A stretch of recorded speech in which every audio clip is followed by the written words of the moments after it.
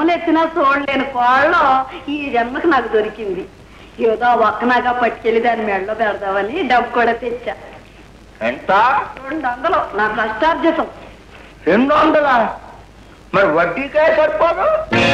చెట్టు బాబు, నేను నగ 100 రూపాయలు తీగ పెట్టిందే 200 ఇచ్చిన చాలదంటావా? ఓ రతమ్మా, జర సును. నీ నగ నీకు తిరిగి ఇవ్వాలంటే మరో 300 పట్టుకురా. 300? 100కి 400 వడ్డా? వామ్మో, ఇది ఎక్కడ అన్యాయం రా నాయను. ఓ రతమ్మా, 4 సంవత్సరాల కింద డబ్బు తీసుకెళ్ళావు, మరి వడ్డీ కాదా? అమ్మో, 4 ఏళ్ళ 4 నెలలుగా అయింది. ఓ మనకే మట్కా పడతావు. నీవు ఏరుముద్రేసిన కాగితం మన దగ్గర ఉంది. నీకు వారి నీ నోరు పడనిచ్చి అమ్మలాగా ఎందుకు తాపతలకి వస్తావు? రే ఓ రామసింగ్, అన్యాయం చేస్తే సర్వనాశనం అయిపోతావు.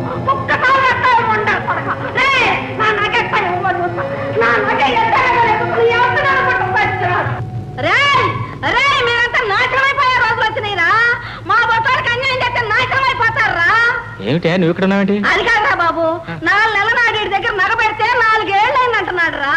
సరే రాజా, రాయచంకే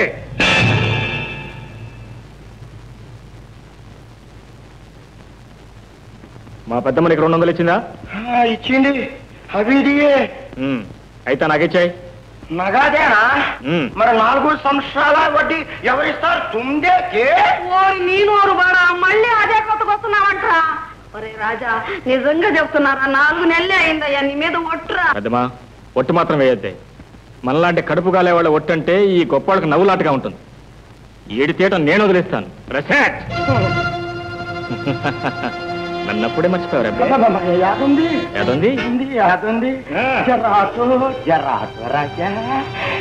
రాజా, ఇప్పుడు నీ తల మీద జేజం కూడా మన ఏమి కొంత దమ్ము వచ్చింది బే నీకు. నా దగ్గర కొంత దొంగ బంగారం ఉంది. అది తీసుకుని తిన్నగా పోలీస్ స్టేషన్ వెళ్ళి దొరికిపోమంటావా?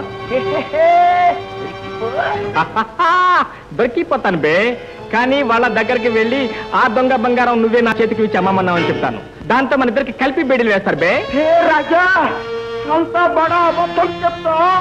ఇలాంటి దొంగ వెధవుల ఆట కట్టించడం కోసం ఎంత పెద్ద అబద్ధమైనా చెప్తాను.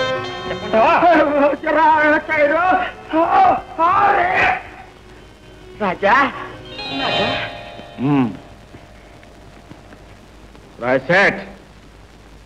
పేదవాళ్ళు కష్టపడి చెమటోడ్చి సంపాదించుకుంటున్న జీతాలని వడ్డీ పేరుతో జలగల్లే జొర్రుకుంటున్నావు.